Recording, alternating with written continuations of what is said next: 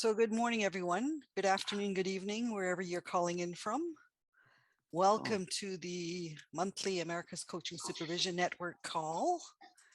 We meet every month and everyone is welcome to come at no cost. We are building community of coaching supervisors across the Americas. And we know at our last conference, we had 26 countries represented. So you're part of this big, global, beautiful community. And as you put your names in, we're hoping some of our energy goes out into our world. For some of you that don't know me, because I recognize a lot of people and I see some new faces, my name is Lily Cito and I call in from Victoria, BC, Canada, which is the territory of the Algonquin and the Wasanic speaking people of Canada. And I host this group with Damien Goldberg. Damien, do you want to say hello? Yeah. I welcome everybody. Damien Goldberg from Los Angeles. And it's great to have so many people join us already. We have 45 people in the room, and we have been organizing these meetings with Lily for 5 years now. So it's going to be our 5-year anniversary next month. And also organize a conference once a year that is coming up in April. And Robin is going to be one of our keynote speakers. So we are very lucky to have him today with us and also at our conference coming up at the end of April. So I don't think we need to introduce Robin much. Most of us know him as one of the elders in our coaching supervision community and the world at large. We've studied his books, and what I appreciate about Robin is his nice, quiet presence. He just shows up and he's present for us. And so we're going to have Robin. I'm going to turn over to Robin, knowing that Robin says one big topic in his life right now is forgiveness. And I thought, oh, there's a world topic too. So welcome, Robin, over to you. Thank you, Lily. And thank you, Damien. Wow. Well, I'm very much in holiday mode, having gone for long walks up hills and so on. And so you'll have to help me to get my brain in gear. And I haven't got anything planned, which is actually quite common anyway, even at the best of times. And I really want to follow you. And so I'll ask you if you're willing just to close your eyes for a moment and think about, feel your presence here. Bring yourself, feel your bum on your seat wherever you're sitting. And just slow your breathing down if you can. Be aware of your body.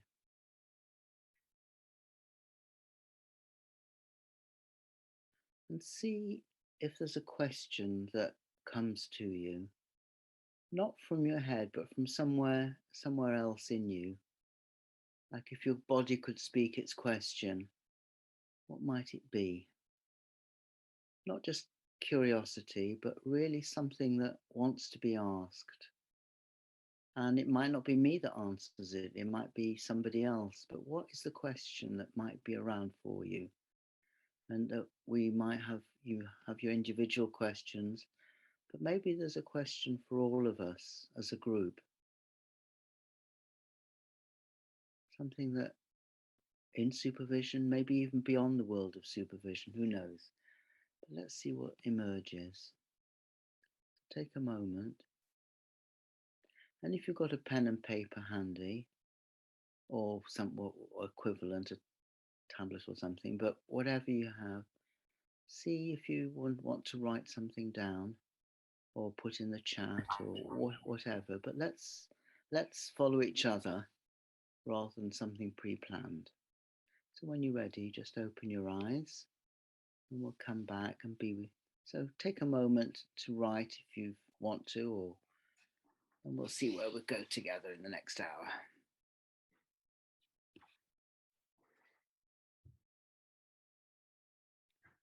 I'm going to be doing this much more as a question and answer. And as I say, the answer doesn't have to come from me. I might say, well, I haven't a clue, and throw it open to you.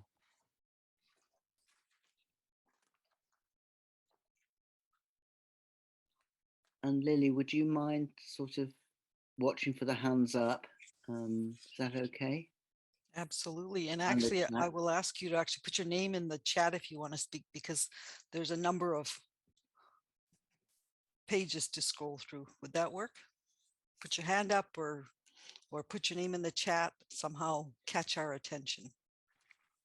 Mm. Oh.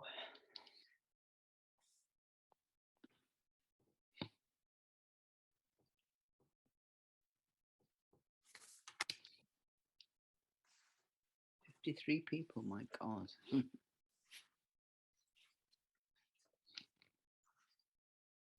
So,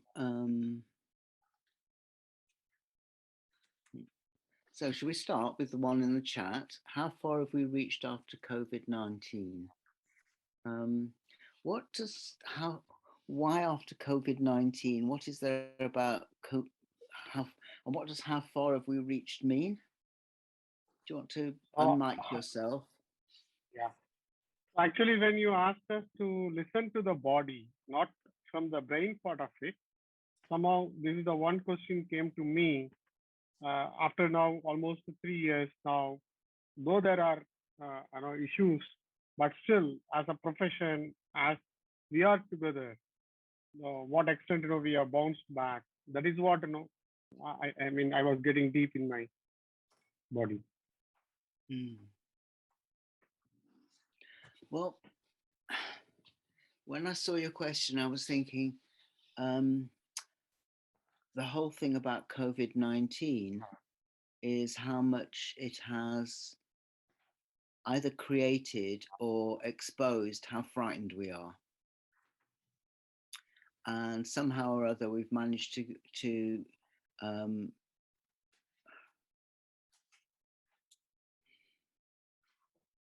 allow ourselves to be very scared. And this isn't just about COVID-19, but how much fear enters our lives. So I see the whole thing around COVID as an example of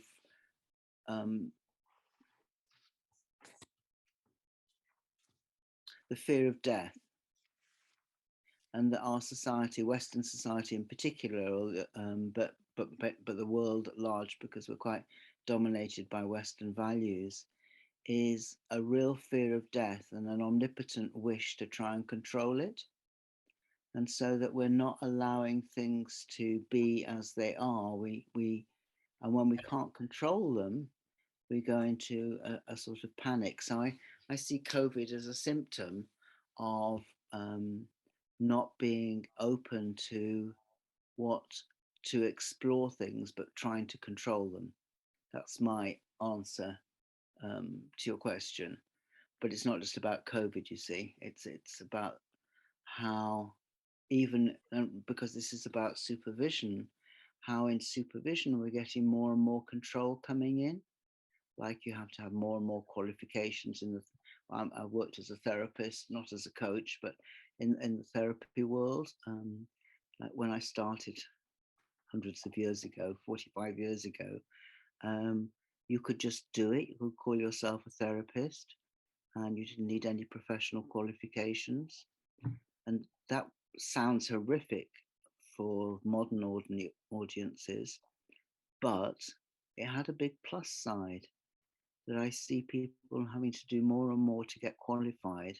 And again, I work with a lot of people who are training, and I see how frightened they are. So to go back to the theme of fear, how frightened they are to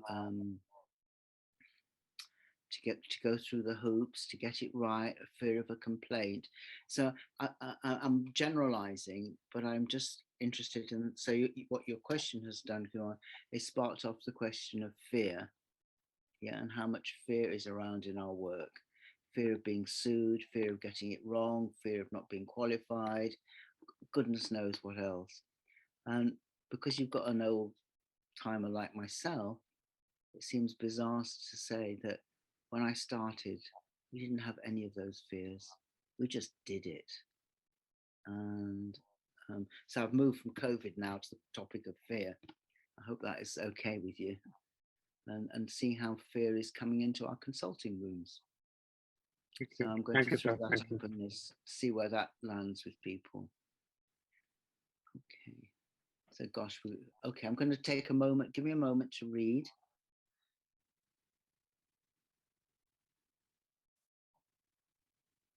How do you get someone into supervision without using that word? Jerry, why would you not want to use that word? What have you got against the word? That's the second question. Yes. Did you want me to react to that? Yeah, I do. Okay. Hello. Hi. In the US, the word is less understood. I did experience supervision when I was a clinical therapist, but in the coaching community, it's less understood for what it is. And I've done some sampling, even working with executives, people who are not coaches. And it seems that if I invite them in to do something with reflection, they're a little bit open, but the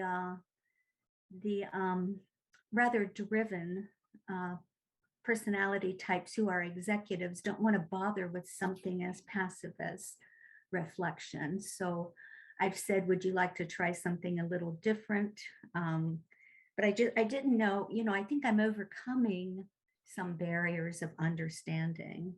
So I'm looking for ideas to invite people into the space. Well, I'm going to link it to the last question because I was with I was giving a day's talk at Ashridge Business School, which some of you may have heard of, and it's a very funny story. I saw this guy, and I thought, at the railway station, and I thought, oh, I bet he's going to Ashridge, and I don't want to. Sometimes you have to share a taxi, and it turned out that I'd have to share a taxi with him. And I really didn't want to. And I said, well, you sit in the front because I'm very small and I'll sit in the back. He said, no, I want to sit in the back with you. So I thought, this is strange and okay. And he said, what do you do? And I said, supervision. And he said, what's that? And then I gave a definition, which is I'd never given before, which was it helps to reduce the fear at work. And he said, that's really interesting.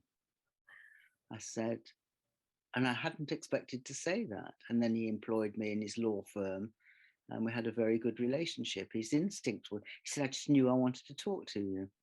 And I thought, well, that's a good definition because unless people admit how frightened they are, we're kind of, I'm going to use some strange language, but we used to call it syrup on shit. And so it's like we do all this development work and we haven't really got underneath what's underneath. We're just putting plans and, goal setting and God knows what else on top of a level of fear. And so that's my answer to your question, is how something that will help to reduce the fear at work. And then if people say they're not frightened, say, of course you are. Absolutely adamant that you cannot be working in the executive world, for example, and not be frightened. It's cutthroat. It's very, very fear driven. So that's my answer to your question. Something that will, yeah, you're looking as if you're pleased with the answer. I'm very pleased. Thank you. And it links nicely to the last question too, about making people aware of how frightened they are, not to make them wrong, but just to say the world is being run by fear. And one of the things I do is I follow something called A Course in Miracles. And it says that there's only two emotions, fear and love. And that if we focus on becoming aware of the fear, it's like dispersing the clouds that block the sun. The sun's always there, but actually the fear is what's blocking it. So I do a lot of work on fear, not because it's only because it blocks the sun. And I believe that actually love is underneath everything. But until you can say how frightened you are, you can't be in an honest conversation, really. At work, I mean. Well, everywhere. So that's my thoughts. Let's see if they resonate with people. I don't know, but they're just my thoughts. So take them if they're useful to you. I certainly will, and I thank you. And obviously I had a fear. So you've helped me realize that as well. Thank you. Yes, a friend of mine, well, a colleague really rather than a friend, she did a lot of work on shame in supervision as well, and how easy it is to feel shamed in supervision that you got it wrong, and people come with their vulnerabilities. So it's really good to be aware of that as both supervisor and supervisee, the potential for shame. Good. I'll go on to the next one if that's okay, Jerry. How can I do this work from a place of deep global despair? Supervision when I'm not okay. Okay, Janet. Where are you? Hi, hello. Okay. So, what does being not okay? And go there with her. When a question is asked, my hypothesis is that everything is universal. So even though it's personal, everything belongs to everybody. So fear does, despair does, not being okay does. We're very hooked on the separate individual personality, and my belief is that everything is in everybody. So when one person is working, we're all working. So Janet, what deep global despair? Really, I think what I was feeling in my body was what Lily had pointed to, which is the world we live in. Yeah.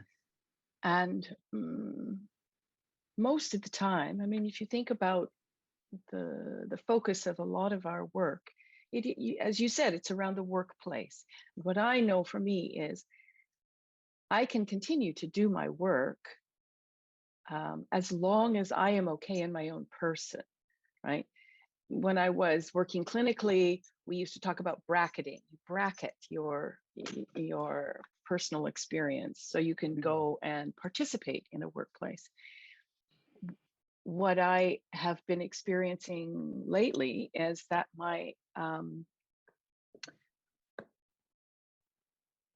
it's like the contagion, and it does link to the fear. That fear is a thread, Robin. There's no question. But it's like when I can't get myself to a place of peace and love, as you said, and I can usually still believe in the capacity of my clients. It's odd. I can sort of get there, but it's that challenge, energetic challenge of how do I reconnect with a sense of hope and possibility when I'm not feeling it. Right. But you mentioned an interesting word, Janet, about bracketing. Mm-hmm. Mm-hmm. And actually, I'll be forthright with you. I don't believe in bracketing. Mm-hmm. Because then what you're doing is you're coming to work with a professional persona and not using what's inside you. So I really think that your despair is a resource.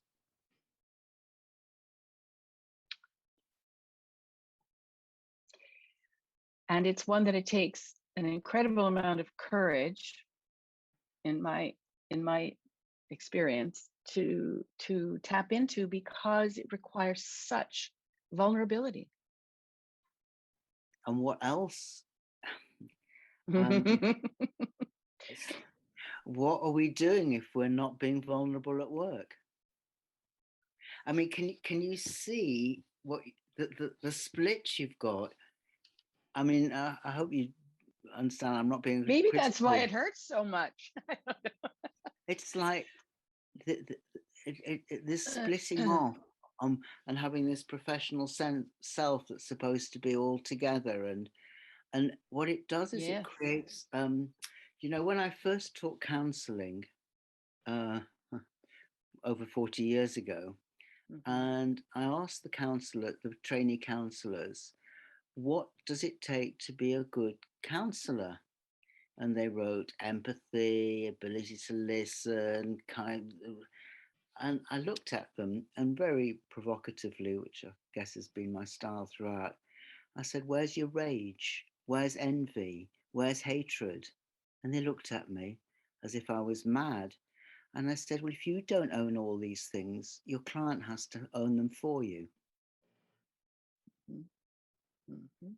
And so I'm saying to you, your despair is a resource. It takes you closer to your client. Rather than bracketing it, you say, do you know, often I sit in fear and despair, and let's be in this space together and see what's going to happen. Rather than I'm going to have to pretend, and it would be a pretense, that I'm the well one and I will help you, the sick one. It's nonsense. It's absolute nonsense. I'm sorry, I'm very forthright in my language, so please just take what's useful to you. I bring my madness, my uncertainty, my not knowing as a resource. And then, some of you have read In Love with Supervision, and I talked about having a psychotic experience. It only lasted 2 or 3 hours when I had some dope. In 1968. I mean, it's a long time ago, and I went completely psychotic. And it was one of the best experiences of my life, because I now know that everybody is crazy. I don't care how normal you appear to be to me. I know that a lot of my thinking is completely and utterly crazy. Would you be willing to have a loudspeaker attached to your head and every thought that you had broadcast to the world? No, of course you wouldn't, because then we'd see within 5 minutes that you were utterly crazy. So I assume, because I've touched my own insanity, that we're all insane. If you've touched your own despair, you'll know that we're all despairing at some level. Sometimes. If I was chronically, permanently in despair, maybe that would be different. But if you don't touch despair, you're out of touch. If you're not, so it was your use of the word bracketing. Well, that's what I was taught, right? That's what I was taught to do back in the day. I think what I'm trying to articulate here is, you talked about the executive world, that it's competitive, it's cutthroat. What I know is, when I'm vulnerable, I often have tears, and sometimes they're not my tears. Sometimes I feel like these are tears in the room or in the space, or they're yours. But tears in that space are not welcome. Oh, how interesting. They frighten people more. So just tell them. So I will cry. And to me, that's a tremendous resource. And it may frighten you. So when I cry, I'll stop and I'll just ask, what's going on with you? And if I remind you of your mother, you can say so. But then, yeah, okay. I won't carry on. Teasing. But what I mean is that, can I say, when you have a view, my worldview really supports me. One is that I really deeply believe there's a whole level of insanity in all of us, and that actually underneath that is love. So I'm not frightened of calling people crazy. I'm not frightened of owning that there's a level of craziness in me. And then I'm not frightened of saying that everything is love. And that philosophy really, can you see how it supports me? Because I can go in with a challenge. Yeah. And so if you cry, you just go, gosh, isn't that lovely that I'm willing to be vulnerable and you have to hide your vulnerability from each other? What a stress. And you are an elder white male. Yes. And maybe there's a gendered aspect to this, that women who bring that intensity of emotion or to to their supervision work, I believe that we are judged. I'm sorry, you're absolutely 100% right. I cannot say that for a second. I just give it you as an idea from a white male, but from a white male, and which I completely agree with. But somehow or other, what I'm trying to show you is that find a philosophy that sees it as a resource. Don't buy into being shamed. That I hear. Yes. Yes. Don't buy into being shamed. Yeah. It's just like, oh, isn't it wonderful that I can cry? Maybe you lot have to do it in private. Isn't it wonderful? I mean, what I want to do is to pass the thought form on that this is wonderful. Well, it's easy for me. I would feel very safe if I saw you crying. I would know that you were in touch with yourself, that you didn't have to impose your persona on me. Yeah, so I personally would feel it fine, but then I'm not in the corporate world. Do you understand? No. So all I'm giving you is the thought form that it's that it's lovely that you can do that, and that is available to you. And that's you know, and I think you're right to call me on my white maleness. I totally agree with you. And I can't do anything about it, I'm afraid. No, well, I can't do anything about my tears apparently either. So. But I'm just saying how wonderful that you can cry. I see it as a tremendous resource. I really, really do. Because you're not a weak person. I mean, I can see that. I don't know you, and but you can feel these things. You're not a weak person. So it's not like you're crying with victimhood, which is quite different.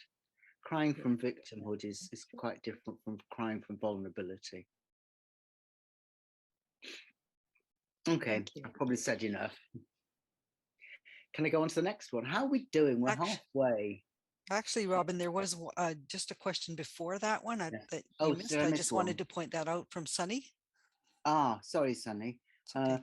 When is enough enough? How do we really establish boundaries? Enough what, Sunny? I think I sort of asked that question in a sense that we're all dealing with systems, and there are all these structures and limits, and even in supervision, there's a lot of this is what, not necessarily what you should do, but what you're supposed to do, and this is the way you're supposed to handle it, and everybody's tiptoeing around, and it just sometimes drives me crazy. And I look at nature, and nature has its own balance. I mean, it does it naturally.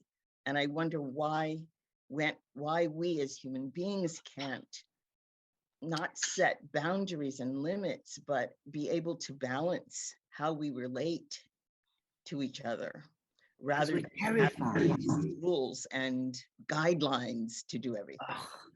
You're speaking after my own heart. I think rules are a substitute for love.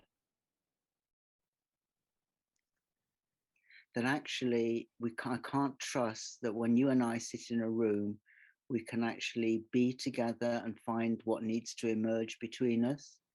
So I have rules about self-disclosure, and rules about this, and rules about that. And what rules do is they stop us being in the present. And so because we're not in the present, we don't know what to do. And so we invent a rule which stops us being in the present. It's a circular thing, do you see? And it's all based on a lack of trust. And a lack of trust is both a symptom of fear and creates fear. Do you know, I'm very simplistic. You have to forgive me, but I just find fear behind everything. And fear is so you start it right at the beginning with Kumar, when we talked about fear. Fear is behind everything. It's behind the way we have to look professional, the way we have all these rules and regulations. And fear is very, very sneaky. It doesn't come out as fear because we can't say I am frightened. So I become very professional or get to the top of my profession to hide the fact that I feel very insecure. And so what I will do is I'll get to the top and then I'll make you all feel insecure. So I'll get you to be frightened instead of owning it for myself, which is what a lot of top executives do, is they frighten their workforce because they're actually frightened. So all these rules and regulations, to go back to your question, which was enough, it will never be enough, because the rule does not deal with the problem. It only deals with the symptom. So you have to invent more rules because people are going to break the rules because they're fear-based anyway. They're not coming from the heart and from love or whatever. So then you have to deal with rules about people who break the rules. And then you have to have somebody to supervise that, and complaints procedures. And it's just like, we are insane. And once you recognize that you are insane, you're less worried about the world's insanity because you've got enough of your own to deal with. I don't mean that pejoratively. I say that as somebody who has recognized their own thinking patterns and how much we project and whatever. So you can only start with your own. You can't work with the world's.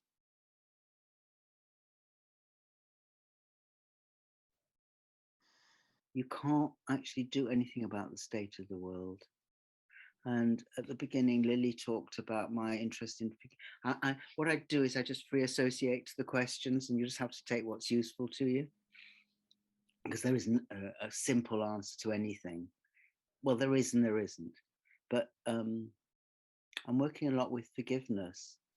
And what forgiveness does is it turns upside down our way of thinking.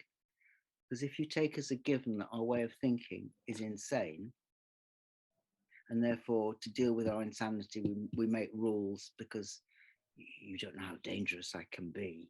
So you have to make a rule to regulate, to keep my dangerous self in check, because I'm not going to admit it's, I don't know, I can just feel the insanity of it. But I'll talk about forgiveness later. But I want to know if I've met you, Sonny, around enough is enough, or what more? Well, to a certain extent, yes. And I relate to the forgiveness part, because one of the first workshops and pods I was in was about forgiveness. And I remember asking the leader, I've been trying to work on forgiving this person. And I remember her saying to me, stop trying, let it go.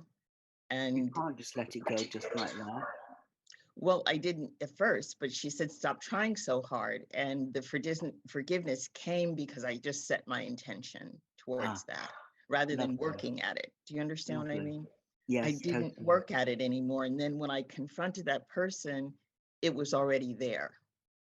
I wasn't trying to forgive, thinking about, what I wanted to forgive.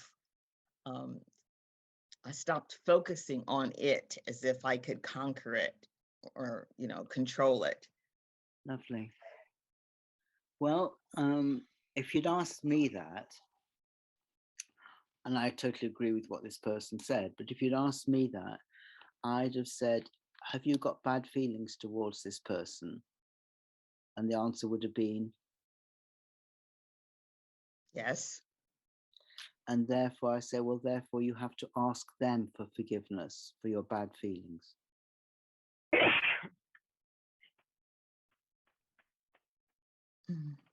Whatever they've done to you, I mean, okay. Well, see, that's where I don't feel like, I think when we're in that place, it's not about what they've done to us. It's about what we've allowed to emerge inside ourselves and what we have focused on, what we've gravitated towards.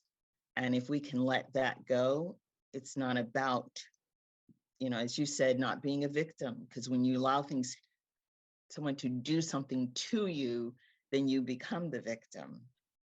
And so I just release. Yes. And one of the ways I found best to release is to look at what I'm doing in my mind. And if I'm holding grudges, whatever they've done to me, I have to ask for forgiveness for the grudge. I don't ask them for forgiveness, by the way. It's an internal process. It's got nothing to do with the other person. People don't get that. It's nothing to do with the other person. What I'm asking people to do is always to take responsibility for their thinking, because that's the only thing you have any control of whatsoever. You know, what can happen to you could be my best friend, or well, one of my best friends, on Saturday, boom, out he went with a heart attack. Finished, dead. You know, we don't have any control of what's going to happen to us. We think we can, but we can't. And so, but we can actually clean up our thinking. And my work, if my work has got any popularity, I see supervision as taking out fear, because it's fear that distorts our thinking. So why I focus on fears, when I'm frightened, I'll be in survival mode and my thinking will not be clear. So this is, I ramble away, but if any of this kind of resonates, just take it. But if we focus on somebody called Byron Katie, some of you will have heard of, no doubt, she just focuses on the thinking. She said, that's, you know, whenever I have negative thoughts, I'm not at peace. It's quite as simple as that. So let go, the person who told you to let go was kind of realizing that that was the best way to get to peace. My way would have been saying, ask inwardly for their forgiveness, because your negative thoughts are hurting you. And as soon as you ask them for forgiveness internally, you can release yourself. I'll talk more about that later.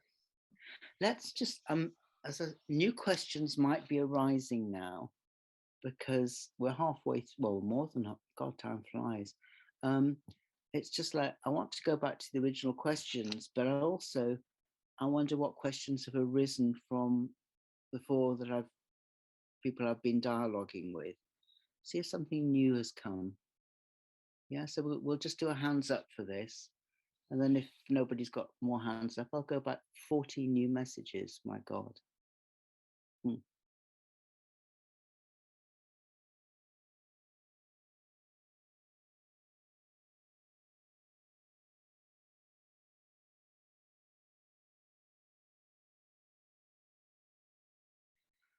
Oh. Jeff, I want to look at your question. What advice would you give to a young supervisor? Don't believe anybody's claptrap, what anybody says, including me, of course. Don't believe them, because what people are doing is trying to take you away from your own experience.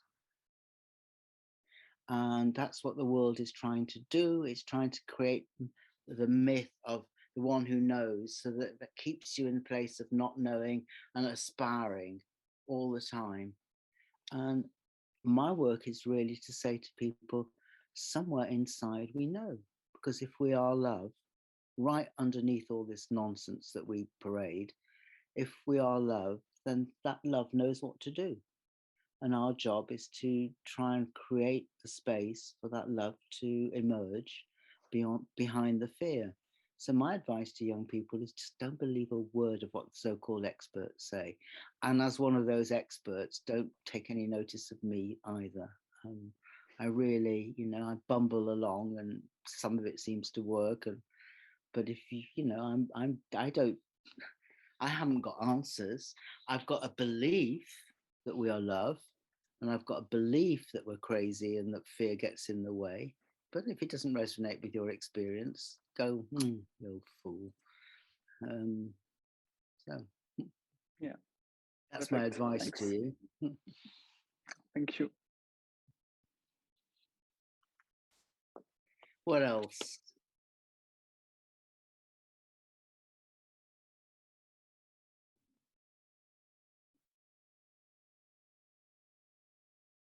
Some of these questions I couldn't possibly answer, just off the top of my head. So maybe what I'll do is just talk to you a little bit about some of my experiences. And some of the questions may naturally get answered. So I started supervising 45 years ago, and my first supervisor, I went, this is amazing. It's better than therapy because you go into the territory of therapy, but you have to apply it. You can't just sit. And I was working with psychiatric patients, and it was a huge asset that I'd had a psychotic experience, of course, because then they said, oh, he knows what we're talking about. So it was like, what you do is you bring your so-called wounds to the table. They're a tremendous resource. And because of shame and concepts like having to bracket things off and so on, we can't bring some of our best, not best, our deepest experiences, our most meaningful, you know, when we're lost, bewildered, frightened in the middle of the night. Everybody is. I can't handle the pretense around having these experts who are all sorted. It's just not true. And I knew that as a child. So I supervised 45 years ago, and then I went freelance because basically I'm unemployable. It's just like I see a rule, and as far as I'm concerned, it has to be broken just immediately, just as a matter of principle, because it's like, why don't you trust me? Why are you creating a rule? Because I find that if people are trusted, they become trustworthy. And if people are not trusted, they become untrustworthy. It's quite simple. If you trust people, they deep.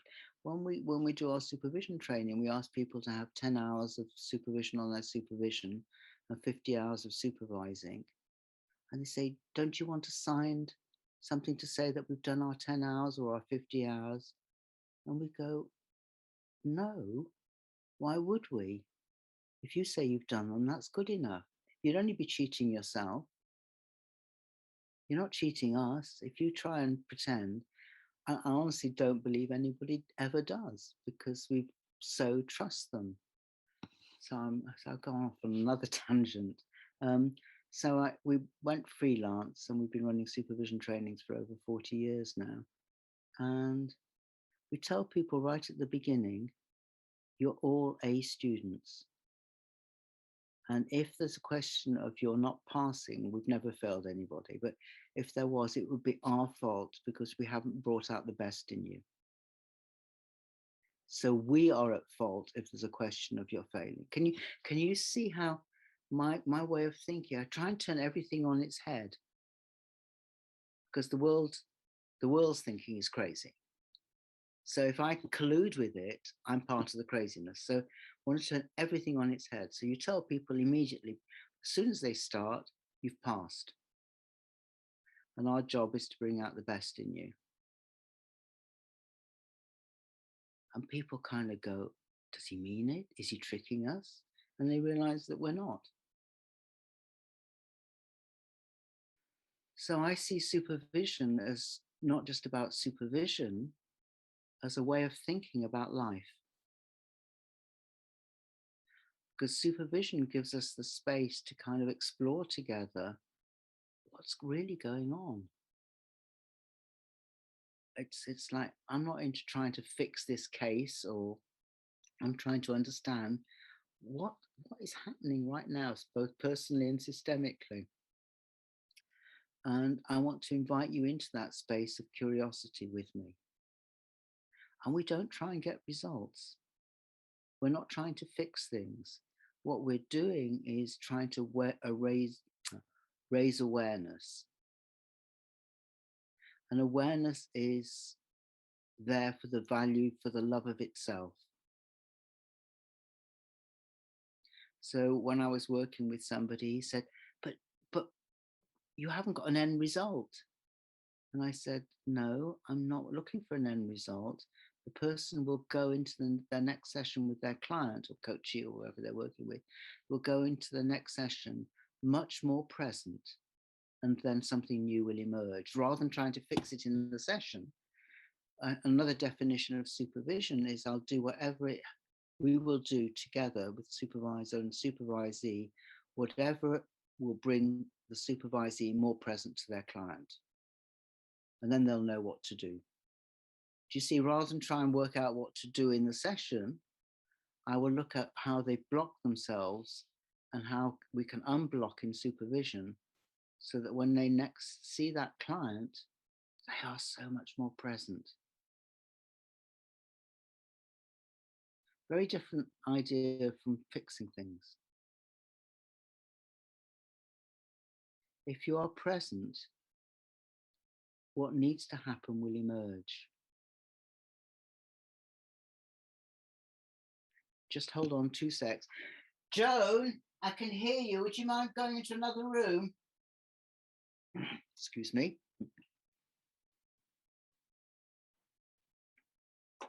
Joan, I can hear you.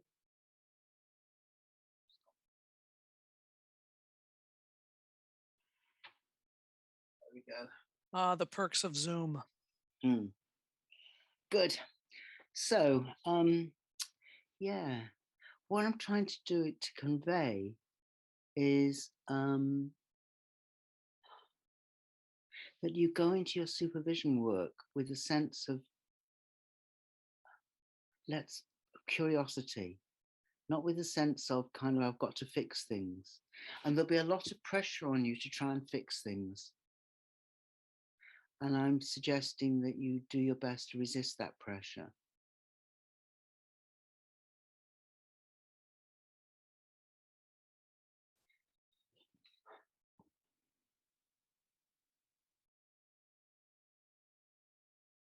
Another thing that I do, and again, it's because I've been around a long time, but I always did it, is take my time and say, I don't know. Do you know, I really, really don't know a lot of the time. And anybody who thinks they know is kind of like, well, I actually thought I knew a lot more when I was younger. We know so little about really anything. And what an incredible place that is, because it allows the universe to come in and help us. And you see, having to know is such a pressure because it's all up to me. I've got to sort this out, as opposed to, can I create the space where help can happen? I've got to be the helper.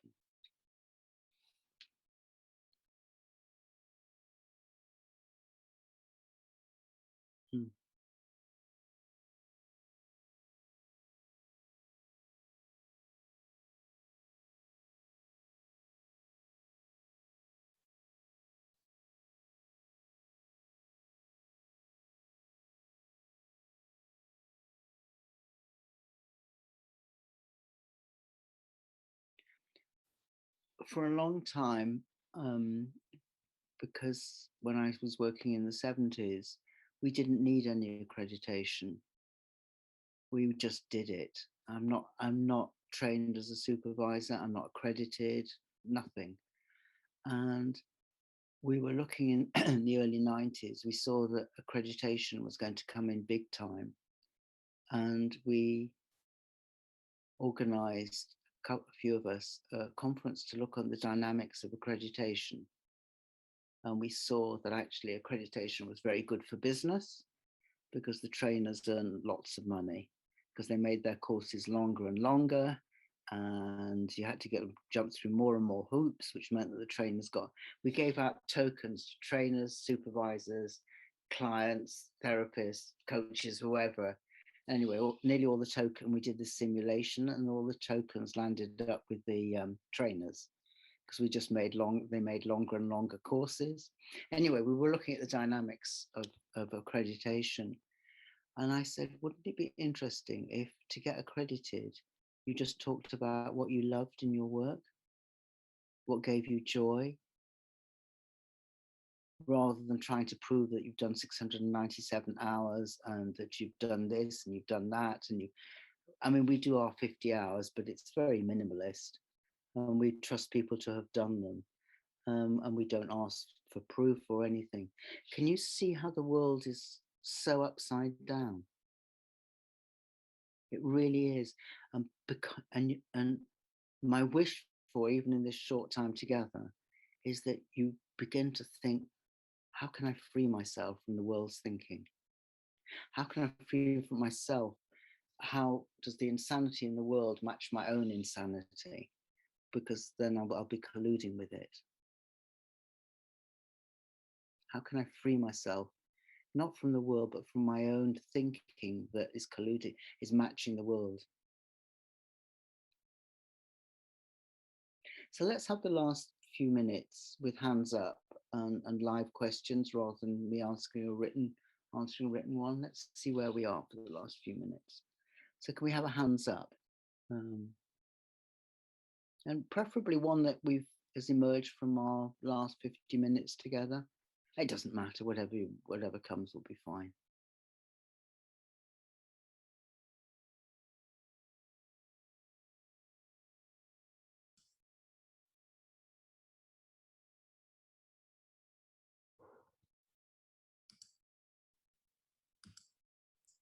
I think Kieran has his hand up. Hi, Kieran. Hi, Robin. How are you? Go on, ask. Yeah. So, it's a curious thought. How do we free ourselves from our own thinking, or how do I free myself from my own thinking? It's something. My journey, I feel like, is from my head to the heart or to my body. So I'm wondering, where does somatics and body come into the question that you're asking?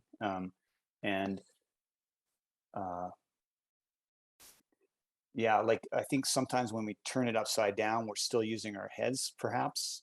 I know that I can try and turn it upside down or rebel against rules, but I'm not really in my body. I'm not in my heart. And then, and maybe this is another question that's kind of underlying that, perhaps, is, we go to the priest, right? We go to the priest, we go to the expert for supervision or for coaching, but really it's here in our hearts. And so, that tension is another part of that question. Yes. Okay, so I don't know if you're familiar with the 7-eyed model that I did with Peter Hawkins, but in mode 6, we just report what's going on in our bodies. And really just go, right now I'm feeling constriction in my throat, I've got butterflies in my stomach, I've got whatever. And we use that a lot to access what's going on with the supervisee and their client. So we do a lot of, in mode 6 in supervision, of body work. And when I supervise people, I get them to move around and express, and even on Zoom we can do this. So I think you're right. It can be very heady, this stuff that I'm talking about, turning thinking. It's still thinking, turning thinking on its head, if I've understood you correctly. And it's still very worthwhile to just examine thinking, even with thinking. But ultimately, that's why I said everything is fundamentally love, that actually love comes from the heart, and that we love that. But sometimes we can undo some of our crazy thinking with our thinking, if there's a willingness. I think, was it you that somebody used the word willing, and I really liked that. The willingness to say, I really don't know a lot. I'm frightened. I'm lost. I'm just be able to say that without shame. So I'm sorry, I go off and you have to take on. But I agree with you that the body is a resource, and the heart, of course, is fundamentally where it's at. But when I talk about undoing the mind with the mind, I'm not talking about just a head exercise. I'm talking about something fundamental, about saying, look, this thinking isn't working, and the good use of mind to recognize that. Yeah. Okay. Can I just give another person a chance to ask?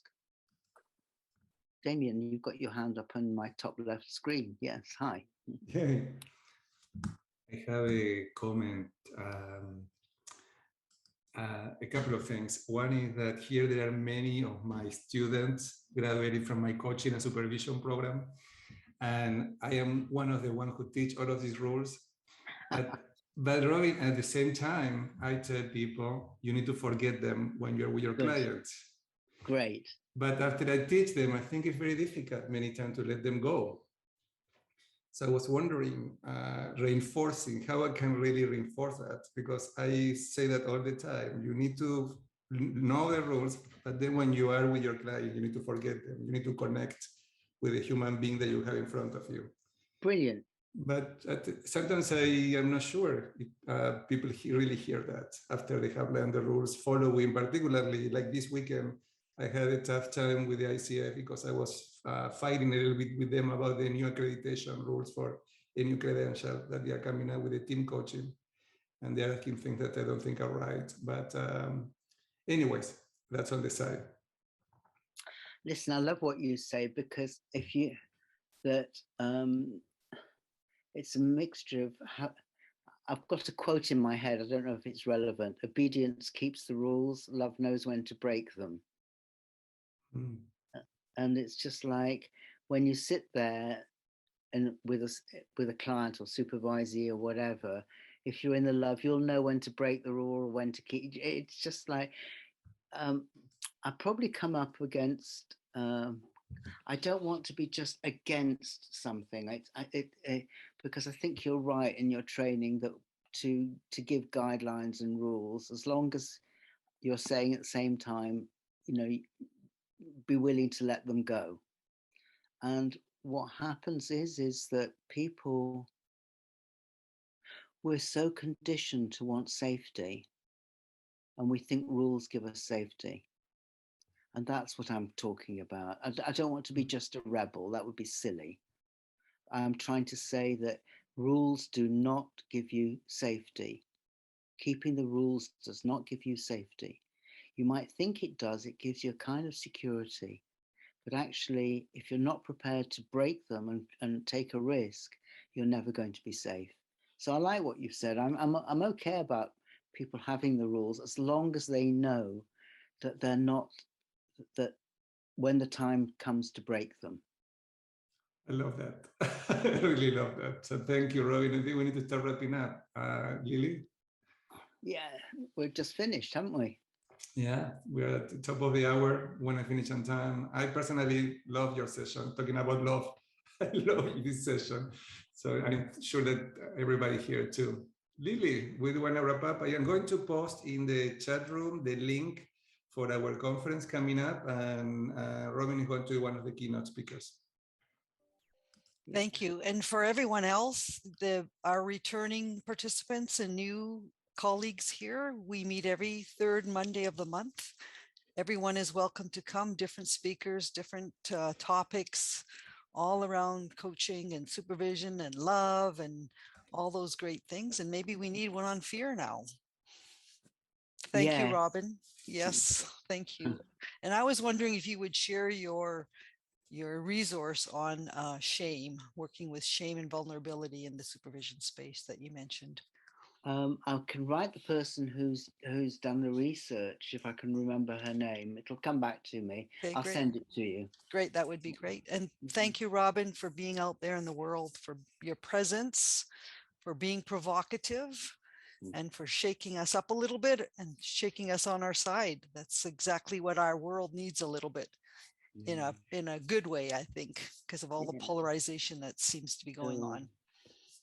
We are going to continue this conversation. This is not the end. We are going to continue this session at the conference. And we have here today a few new participants. As Lily said, if you want to give us your emails, send us our email. We can include in our mailing list. So when we send the invitation, you can get invited. But we meet every third Monday of the month at 8 a.m. Pacific Standard Time consistently. Not in April though, right? Because we have the conference in April. You are right. Thank you. I really appreciate detailed person here. This is what Lily and I need reminders. So thank you for reminding that we don't have meeting in April. So the next one we're going to be May. And in May, what we're going to do, we're going to be exploring together what we learned at the conference. So in our May meeting, we are going to come back together to discuss and share our learnings from the conference. Lily, do we have any other announcement before we go? The only thing is I see, Jeff, you had a question, and we do have a website, America's Coaching Supervision Network. You can go on there, and there's over 50 recordings there as well for people to watch if you're looking for resources, and reach out if you have any questions. So thank you for coming, everybody. Love to all of you. Thank you, Lily. Thank you, Damien. Thank you Thanks, all Robin. for coming. Thank you. Thank you for Thanks, joining us, Robin. everyone. Thank you. Bye. Bye.